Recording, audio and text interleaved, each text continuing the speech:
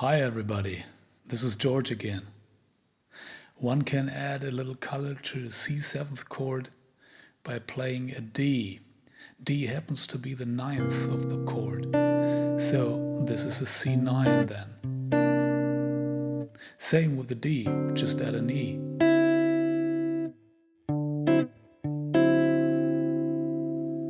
Let me give you an example.